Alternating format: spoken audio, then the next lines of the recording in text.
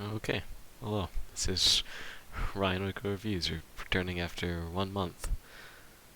Uh, Today we're going to be talking about episode 109, day 9, season 1, Hell's Kitchen, season 1, episode 9.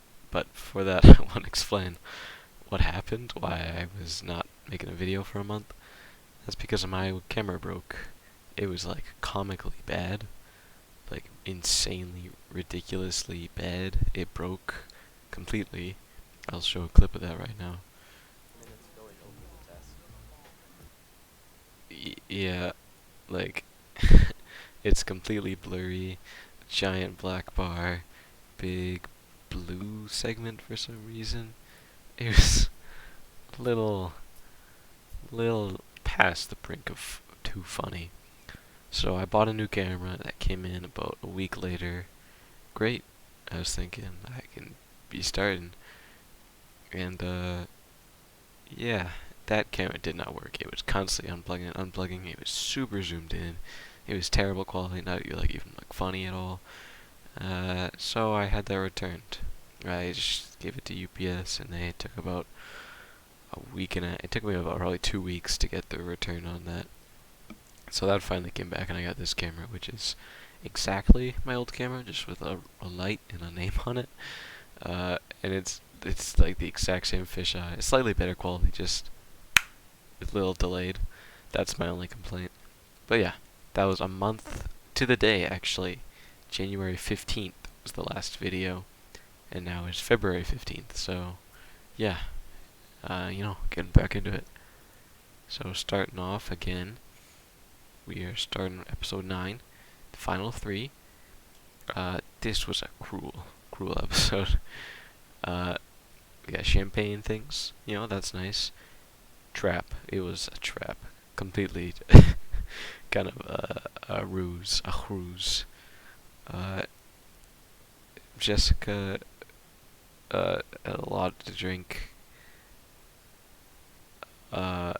She was super drunk, going to sleep. Ralph and Michael were fine. Then at 4 a.m., they get the phone ring. Ramsey says there's a bread emergency. I'm gonna call scripted.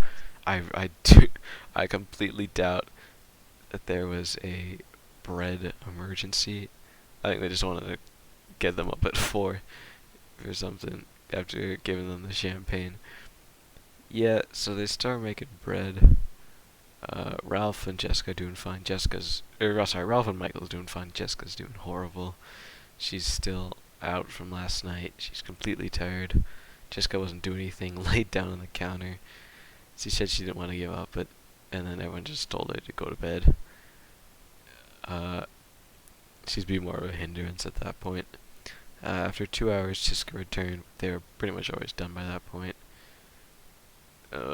They were a little annoyed, but they were still able to complete the job, so, all went well.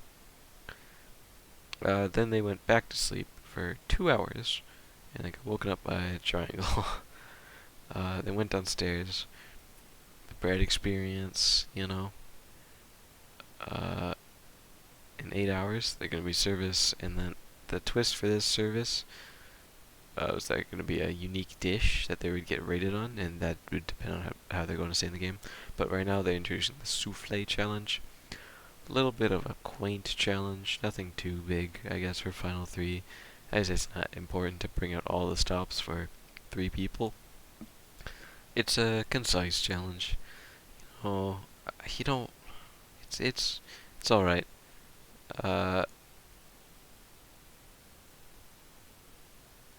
Yeah, and then the souffles got made. Ramsey was there the whole time, just looking at them. That's the thing about early season 1, pretty much only. They would do something and Ramsey would just stand over them while they were doing the challenge. Like with the flambe challenge. You don't really see that anywhere past season 1. But yeah, souffle thing come out. Ramsey said it's the worst he ever tasted. Ralph's was to good taste, but needed more egg whites to lift better. And Michael's had not enough sugar. And he said Ralph the winner. Ralph was like, yeah, I finally win. I get a reward. After all this time, he hasn't gotten a reward in forever. And his reward was he gets to choose the protein. Ralph was pretty pissed at first, but afterwards he said this was like the most important one, the most important reward. Still though, a little robbed in terms of experiences. And we never got like a good, reward. After that, plan their dishes. Ralph had beef, Michael tuna, Jess chicken, and that's what they want to make their things. Dinner service. This was the first final 3 dinner service, so they did not have the running the past segment. Sabotage is something that would come in later. Spoiler alert for next episode. So it's just a final 3 without a running the past segment, which is a little weird to watch. Just a 3 do the service. And secretly invited their families, which, that's a little bit of another cruel thing with this episode, which I'll talk about later. Michael did good on things. Ralph had his filet readies. Jessica definitely struggled a bit. That's pretty much all of it. There wasn't a whole lot of problems in the kitchen. There's a few mixed reviews in the dining room. Jessica all around was just struggling, giving a hard time to come up. She struggled with desserts, she struggled with her entrees, her chicken,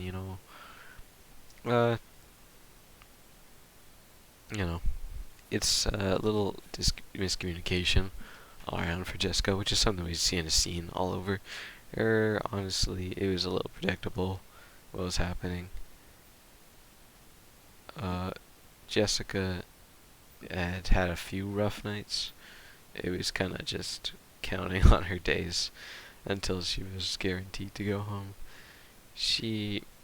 Ralph and Michael are not perfect, but they're definitely a lot better than Jessica. And even though I like Jessica a lot more than a lot of other people, it was definitely her time. She sent bad souffles. She asked Ramsey for help, and that was Ramsey not happy about that, believe it or not. So at the end of the day, Ralph had 42 filet mignons, Jess 34, and Michael's 26. However, this would not be determined by Jess's lack of performance in the kitchen. Everything would be determined by the families, how they like the dishes. Jess did not get many votes. I think she got 1 vote. Which is not great. She still did good, and then boom, she's gone. Down to final 3. So what's very interesting is seeing the prototype kind of end game of the Hell's Kitchen, because nowadays it's pretty formulaic. You get to the final 5 or 6, blackjack gets to be expected, and then you get to final 4 where it's the run and the pass, and then double elimination. You see a lot of common end game challenges. Taste it, now make it. Comes just about every season. There's a few things that happen every time, but because this is the first time, the prototype, just about, you don't see a lot of things, and I think it's kind of interesting to see where they were trying to go before they fell into their groove. Because obviously, Taste It, No Make It is a great challenge. Everyone likes it. It's a fun challenge. It tells you a lot, And,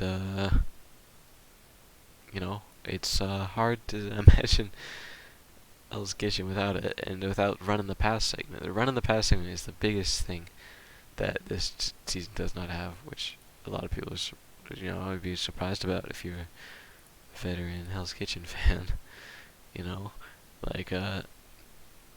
It seems like the most important thing to test, because that's the competition you run in a kitchen, and yeah, it just wasn't here. So yeah, overall, uh, it's really pushing the hell part of Hell's Kitchen, because not only were they forced to go up at 4 after being lured to alcohol, uh, their families were forced to choose the winner, and Jessica was shooten down by her own family, which is really, that's a really mean episode. So, dramatics wise, I think that's a lot of fun, having a mean episode. I can't help but feel bad sometimes. It's the same feeling you get when Elise goes home. You're like, oh, you know? I mean, not that Michael and Ralph and Jessica are harder to have sympathy for, just because they're less nice. I mean, they're great people, I bet, but, there's less, some of them are less rootable than, like, Elise. So it is still sad to see that. No, I was going to say sad. It's tough to see a mean episode like this, constantly being tortured. But yeah, overall, great episode. Uh, it's coming ramping up to the finale. Uh, uh, the finale is just one part. It's a double feature, so I'll just be doing that in one episode. That'll just be determined usually if I like if it's split into how many episodes? Like if you go into the list of episodes, 1011 is listed as one, and then for season 3,